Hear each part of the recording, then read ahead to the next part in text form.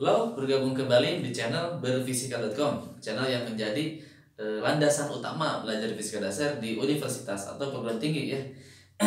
Spesiali khususnya bagi teman-teman nih dari TPB ITB ya. Oke, teman-teman, kita lanjut ke bab baru namanya hukum Gauss, teman-teman ya. Jadi mungkin teman-teman yang TPB baru mendengar hukum ini. Sebenarnya hukum ini sudah dipelajari di SMA, cuman singkat gitu ya. Nah, hukum Gauss ini menceritakan ya atau menawarkan solusi untuk mencari medan listrik ya di berbagai persoalan medan listrik ya diakibatkan muatan titik ataupun muatan kontinu ya yang lebih sederhana gitu. Jadi intinya hukum Gauss itu adalah ingin mencari formulasi atau metode yang memudahkan gitu. Intinya memudahkan lah ya. Jadi hukum Gauss ini merupakan sebuah metode lah ya. Hukum Gauss ini merupakan metode. Gauss ini alternatif ya, metode alternatif. Metode alternatif. Alternatif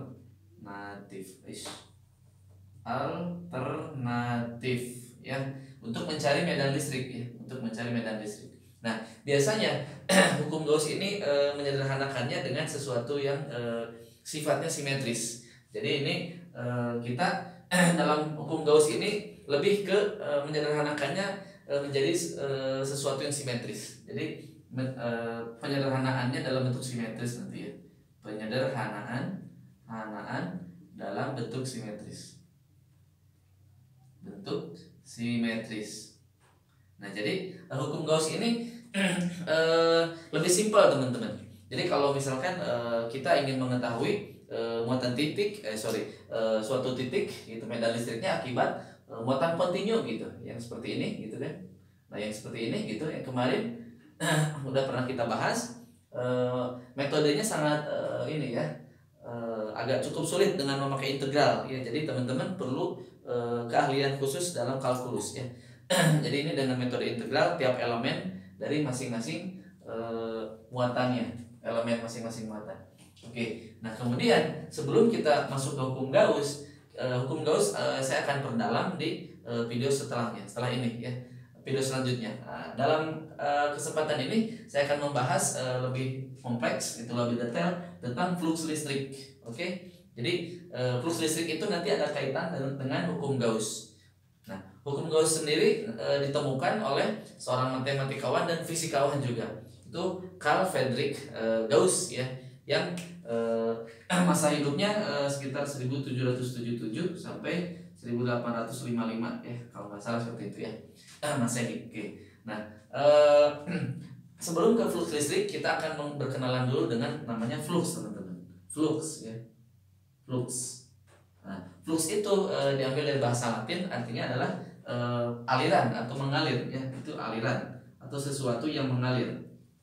Oke, sebelum ke flux listrik kita akan mencoba definisikan apa itu flux. Oke, jadi biasanya flux ini berkaitan dengan sebuah aliran, teman-teman, fluida biasanya ya, sebuah aliran gitu ya, sebuah aliran.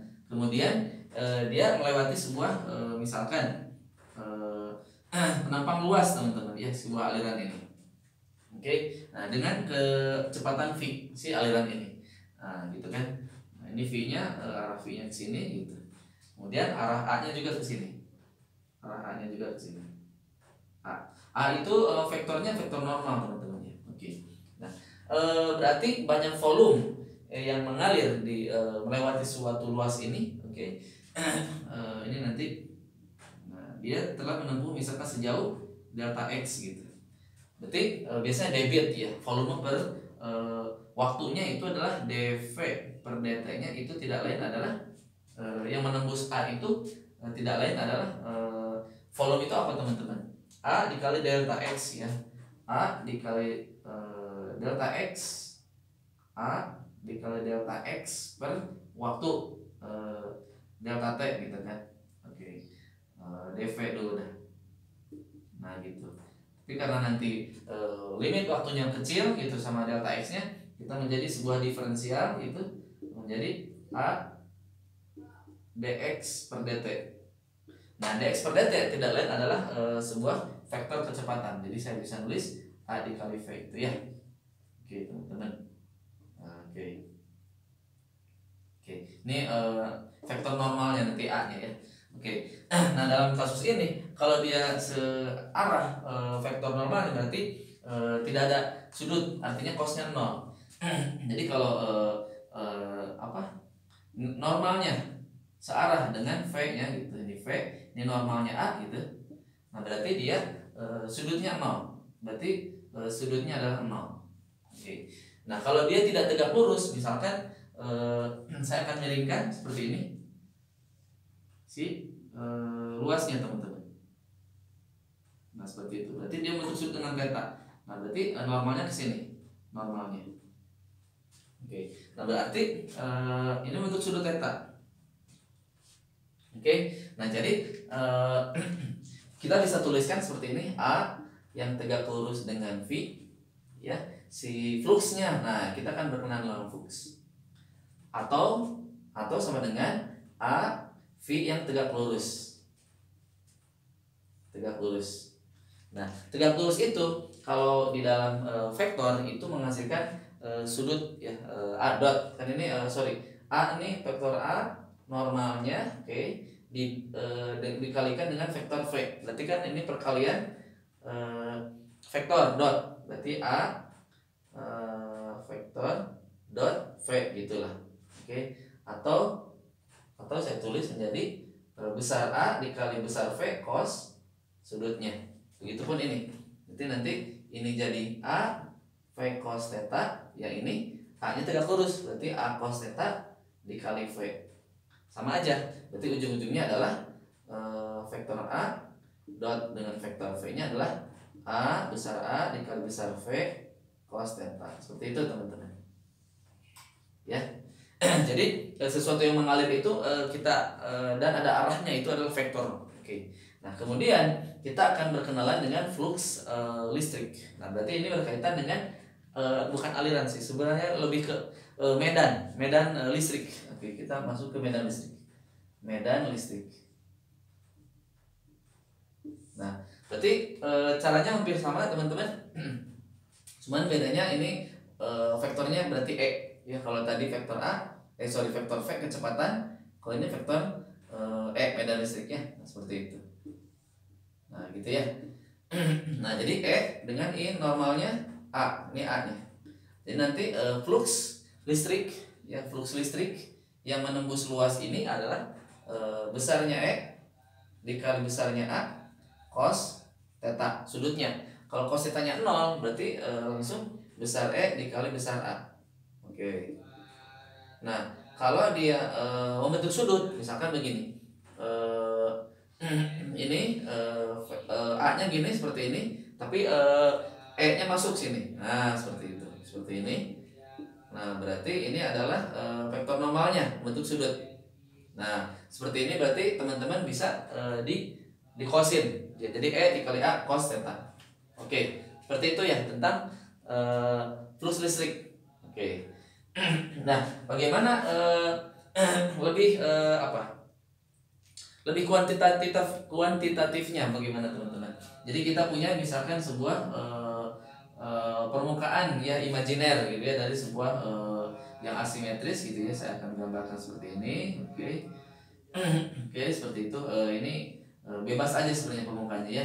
Oke. Kemudian teman-teman misalkan di sini ada medan listrik yang masuk ke suatu permukaan ini. Oke. Nah, ke sini lah. Oke. Yang mana teman-teman? Yang ini aja lah ya.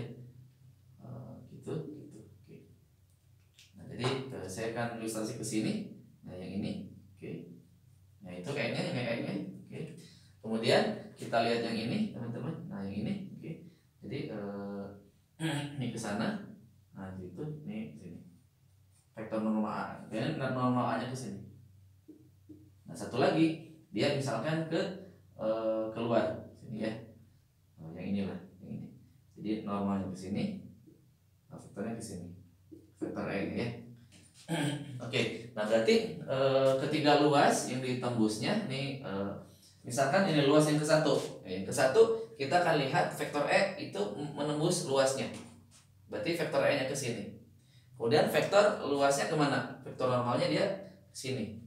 Nah ke sini teman-teman. Nah ke sini. Sorry ini bengkok. Sini ya. Oke. Nah dia bentuk sudut theta. Theta ya, bentuk sudut theta. Nah berarti flux yang ini adalah vektor E dikali A. Nanti sudutnya cos theta itu kan dia sudutnya antara 90 ke 180 yang ini. Nah berarti dia nanti negatif ya. Nanti hasilnya negatif. Nanti hasilnya negatif. Kemudian kalau yang kedua, flux yang kedua itu dia arahnya ke bawah. Nah, tegak lurus. Jadi ke sini E-nya, A-nya ke bawah. Nah, ini sudutnya 90. Berarti cos 0 adalah 0. Jadi flux 2-nya adalah 0. Kemudian flux yang terakhirnya itu searah, teman-teman, ya. Searah sama searah sama E-nya. Nah, gitu ya. Berarti yang beripit sudutnya adalah 0. Berarti E, A, nah ini positif nanti. Nah, kemudian dari sini kita bisa lihat teman-teman. Negatif itu artinya apa? Si garis medannya itu menembus masuk gitu ya. Jadi ini bisa kita simpulkan ini adalah garis yang masuk. Jadi kalau garis-garis masuk itu biasanya arahnya negatif. Kemudian kalau garis-garis yang keluar itu biasanya arahnya keluar itu muatan positif. Nah, kalau yang ini tegak lurus sudah jelas itu tidak ada garis yang menembus atau masuk dan jadi 0 ya. Kemudian kalau kita mencari flux total dari apa ini? Dari muat apa? Partisi-partisi ini. Oke, bentar. Saya hapus dulu. Berarti kita akan menjumlahkan, teman-teman, semua elemen-elemen ya dari si luas-luas ini luas-luas yang kecil. Ini delta A semua ya. Ini delta A, ini delta A. Jadi ini delta A, sorry ya. Delta A. Oke. Jadi ini delta A semua. Oke. Nah, berarti flux total jika kita ingin mencari sebuah flux daerah permukaan itu adalah flux totalnya adalah sama dengan jumlah dari semua partisi. Berarti jumlah dari E dikali delta A tadi. Oke. Ini udah jelas arahnya ini vektor. Oke. Kemudian kalau dia jumlah delta A-nya banyak sekali mendekati 0 gitu, berarti kita tulis limit delta A-nya menuju 0 banyak sekali. Nah, nanti jumlah fluxnya itu akan berubah menjadi nanti sebuah integral ya.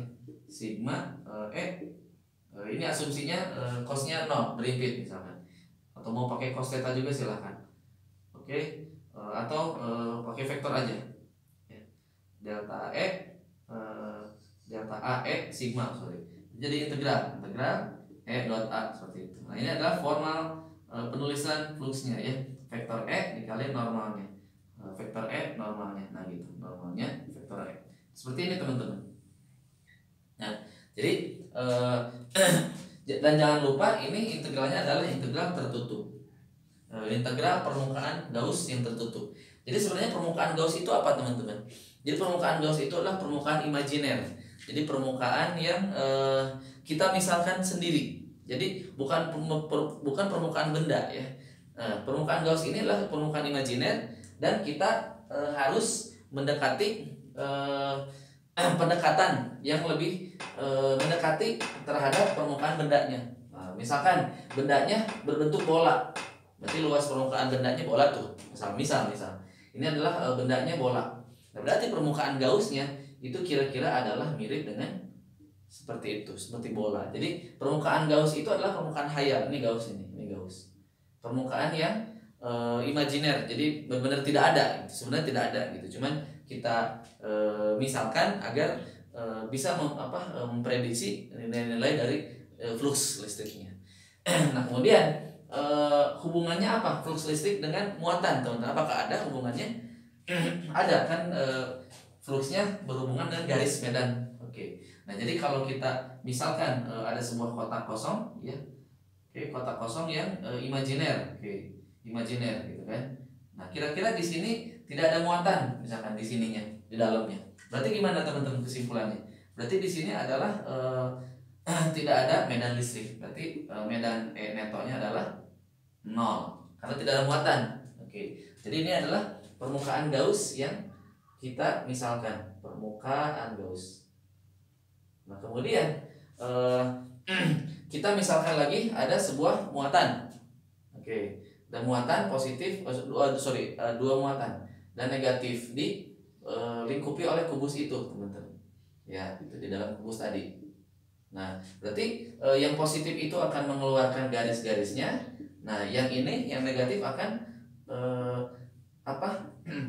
medan-medannya akan masuk ke dalam kubus itu teman-teman, dan jumlahnya sama ya karena muatannya jumlahnya sama, plus dan negatifnya, kecuali nanti yang ini positif 2Q, ini Q, nanti beda arah jumlahnya. Nah jadi si E-netnya itu sebenarnya 0 karena penjumlahan fluxnya secara aljabar matematika biasa itu penjumlahan garis-garisnya teman-teman, dan ini menghasilkan nanti 0 ya kalau ini muatannya sama, kecuali muatannya beda nanti E-netnya nggak 0, nanti ada nilainya. Oke, jadi itu berhubungan dengan muatannya. Bagaimana kalau permukaan kubus ini yang imajiner ini kita dekatkan ke luar sebuah benda bermuatan, misalnya seperti itu.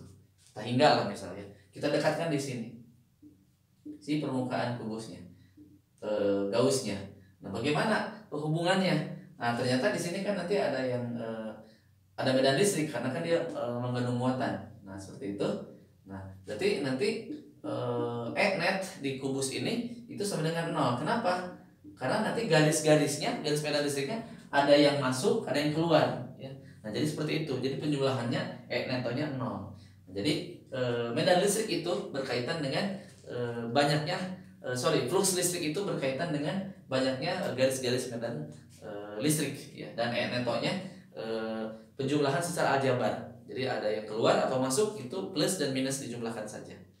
Oke, ini merupakan pernyataan tentang flux total dari sebuah medan listrik ya. Untuk penjelasan hubungan antara flux ini dengan muatan yang dilingkupinya itu kita akan perdalam di hukum Gauss. Jadi video selanjutnya kita akan memperdalam hukum Gauss antara rumusan ini dengan rumusan yang barusan kita analogikan terhadap muatan-muatan yang terkandungnya atau key enclose-nya yang tertutupi oleh permukaan Gauss-nya. Oke, itu saja teman-teman yang dapat saya sampaikan. Mudah-mudahan bermanfaat dan teman-teman semakin paham tentang materi hukum Gauss ini. Oke, bagi teman-teman yang TPB, ITB yang masih kesulitan memahami materi-materi di fisika dasar, kalkulus atau kimia dasar, nanti kita akan bahas solusi tutorialnya. Kimia dasar tentang kimia fisika kita bahas semuanya. 15 soal kita buat solusi, PDF-nya dikirim ke grup WA di teman-teman Messi. Begitupun tutorial matematik yang sudah keluar kita buatkan full lengkap dengan caranya, dan teman-teman dapat mengaksesnya dan belajar untuk mempersiapkan UTS-nya. Fisika juga sebentar lagi keluar dan nanti saya bahas full PDF-nya lengkap. Oke, bagi teman-teman yang penasaran, yuk segera gabung bersama tim juara di Messi biar IPK-nya maksimal. Sampai jumpa, salam berfisika.com.